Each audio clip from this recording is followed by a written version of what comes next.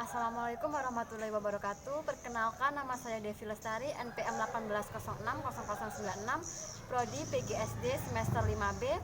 Baik, di sini saya akan menjelaskan mengapa asas, pendekatan, dan model pembelajaran kurikulum sangat penting dalam pengembangan kurikulum.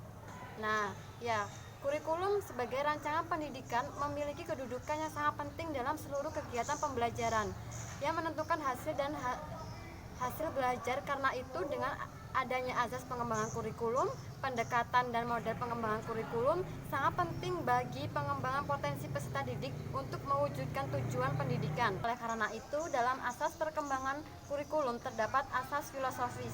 Asas filosofis dalam perkembangan kurikulum pada hakikatnya adalah menentukan tujuan umum pendidikan, karena sekolah bertujuan mendidik anak agar menjadi manusia yang baik.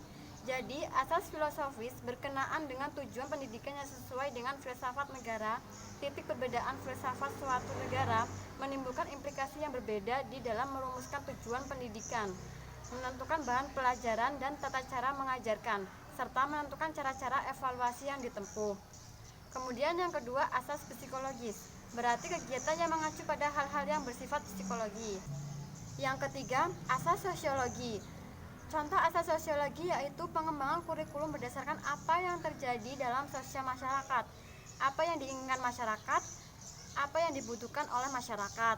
Kemudian asas teknologi, kurikulum tidak boleh meninggalkan kemajuan teknologi pendidikan, karena dengan teknologi pendidikan proses pembelajaran menjadi efisien dan meningkatkan tingkat efektivitas proses belajar mengajar. Seperti saat pandemi seperti ini, peserta didik belajar secara daring, jadi belajar menggunakan teknologi seperti HP, laptop, dan metode berprogram internet lainnya.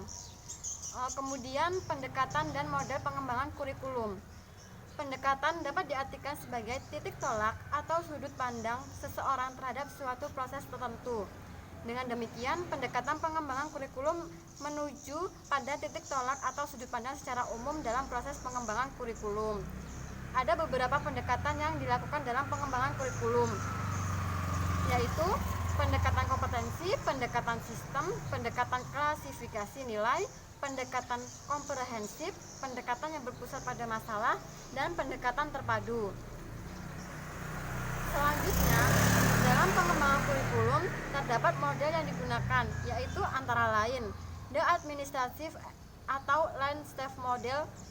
Model ini menggunakan prosedur dari staf atau garis komando dari atas ke bawah. Maksudnya, inisiatif pengembangan kurikulum berasal dari pejabat tinggi, kemudian secara struktural dilaksanakan di tingkat bawah. Yang kedua, the grassroots model. Inisiatif pengembangan kurikulum ini berada di tangan guru. Guru sebagai pelaksana kurikulum di sekolah, baik yang bersumber dari suatu sekolah maupun berbagai sekolah sekaligus. Yang ketiga, the demonstration model. Model ini dikembangkan untuk memperkenalkan suatu inovasi kurikulum dalam skala kecil. Yang keempat, Beecham system model. Dalam mengambil keputusan pengembangan kurikulum, model ini dapat menentukan arena pengembangan kurikulum, memilih dan mengikutsertakan pengembangan kurikulum, pengorganisasian, pelaksanaan kurikulum secara sistematis, evaluasi kurikulum. Yang kelima, Tabat interfaith model, menggunakan pendekatan akar rumput bagi pengembangan kurikulum. Jadi guru harus memulai proses dengan menciptakan satu unit belajar mengajar khusus bagi murid-murid mereka di sekolah atau bukan terlibat dalam perancangan suatu kurikulum. Yang keenam, Rogers interpersonal relation model, bahwa kurikulum diperlukan dalam rangka mengembangkan individu yang terbuka, luas, dan adaptif terhadap situasi perubahan. Selanjutnya, yang ketujuh, the systematic action research model. 3 faktor yang menjadikan bahan pertimbangan dalam model ini adanya hubungan antar manusia, organisasi sekolah dan masyarakat, serta otoritas ilmu. Yang terakhir, emerging technical model. Sekian yang dapat saya sampaikan, kurang lebihnya saya mohon maaf. Saya akhiri, wabillahi taufiq wal hidayah. Wassalamualaikum warahmatullahi wabarakatuh.